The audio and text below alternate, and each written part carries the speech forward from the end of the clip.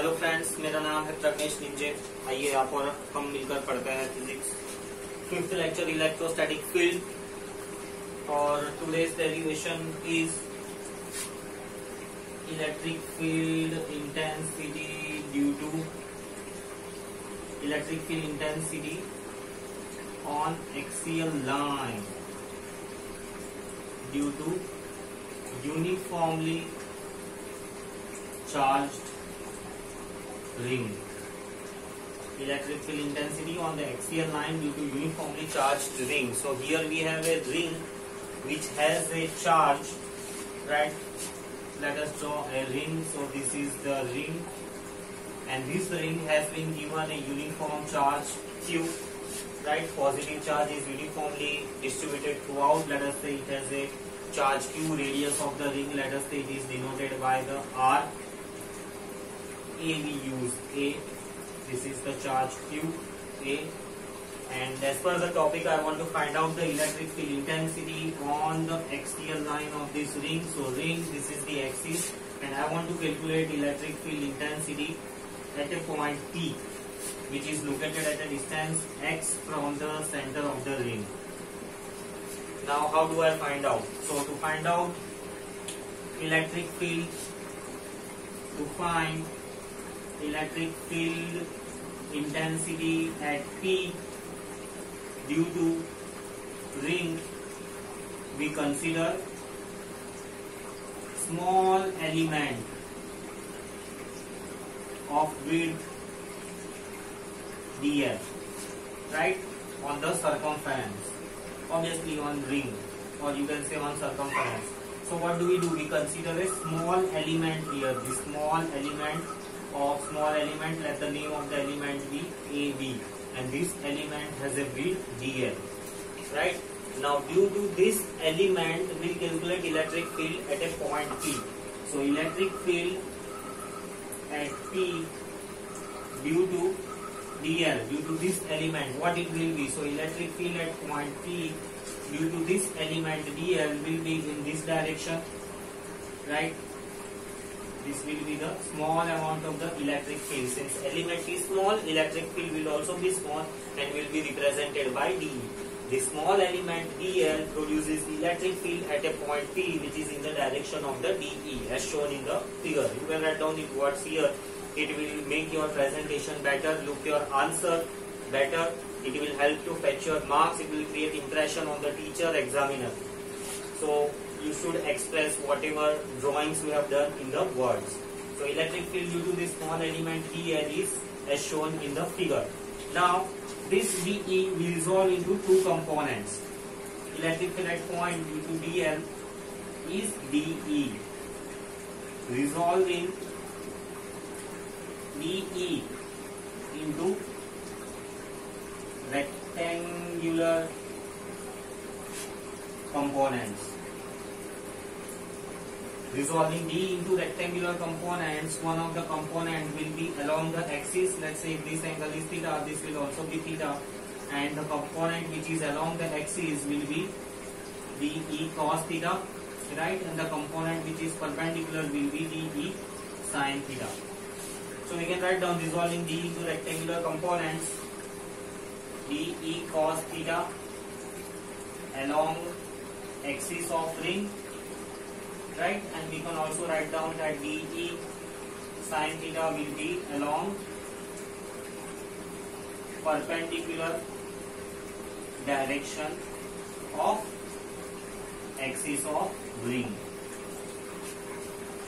right? Now if we consider similar element here, if we consider similar element on the opposite side and then calculate electric field here due to this element, same case will appear, right? Let us draw. So considering similar element dl here, the electric field due to this dl element will be along dE, exactly similar to this element. Again resolving this D into two components. The one component, this will also be theta, this will also be theta, so it will be dE cos theta, not theta, this will be theta, so this will be dE sin theta, right? and the other component will be in this direction dE cos theta. Let us write down whatever we did in words. If we consider similar element dl on geometric opposite side, then electric field due to this element will be as shown in figure. Right, we have shown in the figure. So exactly opposite you consider, the electric field will be dE. Now from geometry, right, from geometry we conclude that dE sin theta will, summation of dE sin theta will cancel each other. All these dE sin theta, they are diagrammatically opposite, so they will cancel out each other. So let us start with the derivation now. So derivation will be electric field intensity at a point P will be summation of electric field due to cos component and electric field due to sine component. But this electric field due to sine components will be zero, right, as we have already written here. Because of the geometry, the sine components will result into the zero. And what will be the summation of dE cos theta? Let us find out this value, summation of the dE cos theta. The value of the dE, what will be the value of the dE? K, right, what will be the charge on this? If lambda, let lambda be the linear charge density here, lambda be the linear charge density here. So K lambda dl, kq by distance square. What is the distance? This is radius is a, this distance is x, so distance will be a square plus x square. This is the value of, this is the dE cos theta, right? And the summation we have to find out, so we have to integrate over the length. Since summation has to be calculated, we have to integrate it over the length. Simplifying this further, what do we get? A is constant outside, lambda also is constant outside, right? A square x square. So this distance a square plus x square need to be changed. Will it change a square and x square? No, this distance again remains constant. Neither a is going to change, neither radius is going to change, neither this distance is going to change. So both these values again come outside the integration. So what value remain inside? Only dl. And integration of the dl will be, integration of the dl will be circumference of the ring. So 2 pi r. Right? Substituting the value of lambda. Lambda is charge per unit length. So charge upon unit length, so that is 2 pi a.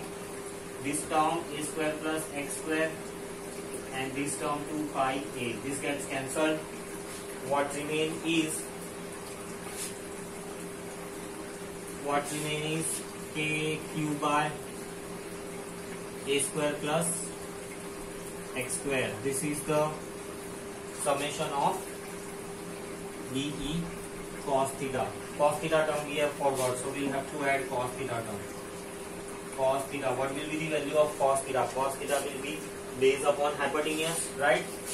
So base is, the value of the base upon hypotenuse, base is x and hypotenuse is square root of a square plus x square. So x upon square root of a square plus x square, x upon square root of a square plus x square, and here also it will be x upon, right, square root of a square plus x square. Simplifying further, k q x upon a square plus x square raised to the power 3 by 2.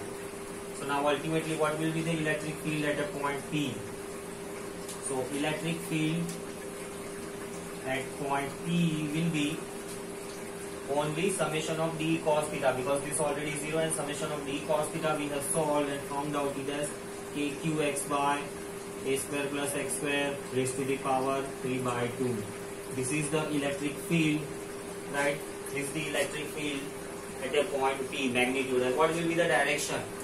What will be the direction? From geometry itself we know it will be directed along the axis. Direction will be along, let's say if this is the origin O, then direction will be along OP. Clear it is? Let us see some special cases for this derivation. Special cases, the first case we have, if the point P is at the center, if point P is shifted to the center, then what changes will occur? X will become 0, right? As X becomes 0, if you substitute all the values, what will be the electric field at a point P? It will be 0. So at the center of the ring, electric field is 0. This is the first conclusion that we get. Then any other conclusion? If the X is very far, if this point is very far, what it will be? X is much greater than A. Then we put that assumption in the denominator. Electric field at point P will be KQX by X cube. So this gets cancelled, KQ by X square. Can you recollect? It resembles which formula? This resembles the formula of electric field due to a point charge. So if this distance is very large, this complete ring will behave as a point charge. So these are the two important conclusions. Let us see the complete derivation once again. Electric field intensity on axial line due to uniformly charged ring. So there is a ring which is given charge Q, right? It has a linear charge density lambda. We have to calculate electric field intensity at a point P. So we consider a small element of the width dl, right? And due to this small element, what will be the electric field? dE. This dE will resolve into two components. We consider one more element on the opposite side, and again due to this element, electric field is dE, and it is also resolved into two components. From the geometry, we inspect that the perpendicular components, the sin theta components, they will cancel out each other. So they cancel up each other. Ultimately, the net electric field will be summation of cos theta and sin theta. We know sin theta has cancelled each other, so that means 0. Cos theta, if we simplify, dE cos theta, right? So value of dE will be K dQ. What will be the value of dQ? Small charge on this dl. Small charge on this dl. dQ will be lambda dl. Right? Small amount of the charge dQ on this small element will be lambda dl. So kq by distance square. Distance is, radius is a x. So a square plus x square under root. And we have a distance square. So square root will get cancelled. Cos theta. Substituting the values of cos theta. Constant terms are outside the integration. Integration of dl will, this such type of integration represents the length of the element. What will be the length of the element? 2 pi a.